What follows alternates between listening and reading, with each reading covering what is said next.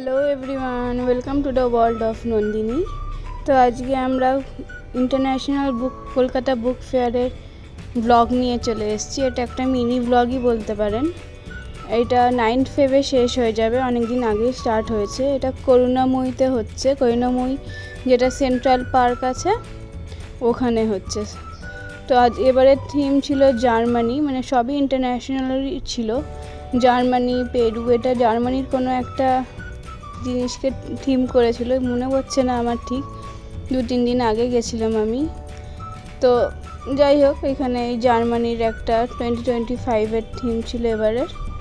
তো এখানে কয়েকটা ফটো তুললাম। আসলে সব থেকে মেন হচ্ছে আমরা যখন গেছি অনেক রাত হয়ে গেছিলো, আর এটা ওদের রকেট অ্যাস্ট্রোনটের একটা পিকচার করেছিল, সেলফি জোন টাইপের। তো আমরা যখন গেছি তখন সবই মোটামুটি সব বন্ধ হয়ে গেছিলো।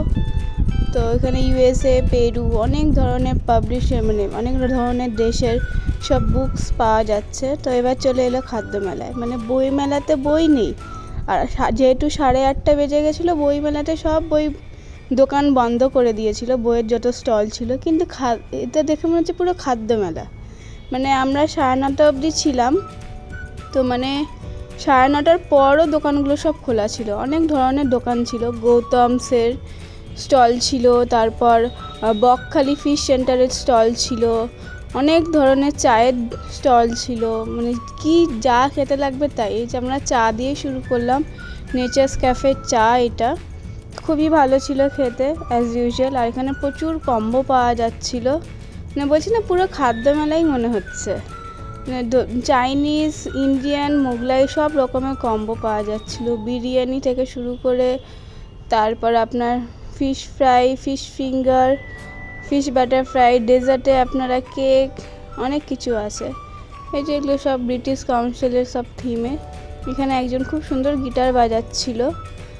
আর তারপর আবার আমরা খাবার দিকেই চলে যাব, মানে যত রকমের স্টল হয়। এটা খুব স্টার মার্কেট, এটা বই পেজের মতো থিম করেছিল, এটাও খুব ভালো ছিল। তারপর এখানে যে সব দেখুন দোকান সব বন্ধ, একটা বইয়ের স্টল কিন্তু খোলা নেই। বা খাবারের দিকে যাবেন, সব খাবারের দোকান খোলা। তো চলুন, আমরাও তাই করতে করতে দেখলাম কিছুই বই কেনা হচ্ছে না। লাস্টে আমার ছোটো ছেলের জন্য একটা দোকান পাওয়া গেছে, তো এই দোকানে চলে গেলাম। ছেলে যেহেতু আমার ছোটো, ABCD এগুলো খুব পছন্দ করে, তো ওই বইয়ের দোকান থেকেই আমরা 2-1 জিনিস কিনলাম ছেলের জন্য। আর এখানে প্রচুর রকমের জিনিস পাওয়া যাচ্ছে এই স্টলে বাচ্চাদের। আর বাকি সব স্টল যেহেতু বন্ধ হয়ে গেছে, আমাদের কাছে আর কোনো অপশানও ছিল না। তো এখানে বাচ্চাদের মানে ব্যাটারি বল, ফুটবল, ব্যাটারি ফুটবল, টেলিস্কোপ। আর এখানে কোনো স্কুল থেকে মনে হয় এক্সকারশনে নিয়ে এসেছিলো বই মেলাতে, ওরাই এখন বেরোচ্ছে, লাইন দিয়ে সবাইকে বার করছে। দেখুন, এই আর বেরোবে না আমার ছেলে, আরও বই কিনবে। তারপর ওখান থেকে আমরা ফিশ বাটারফ্রাই আর চিজ কেক আর পাইনঅ্যাপেল কেক খেয়ে চলে এলাম। দোয়ের পাইনঅ্যাপেল কেক আর চিজ কেক দুটোই খুব ভালো ছিল, ডো অ্যাজ ইউ লাইকে। তো এবার মিয়ামোরের মনে হয় কাউন্টার ছিল না, তো যাই হোক প্রত্যেকবার তো মিয়ামোরের কাউন্টার থাকে, তো এবার মনে হয় ডো অ্যাজ ইউ লাইকেরই কাউন্টার ছিল।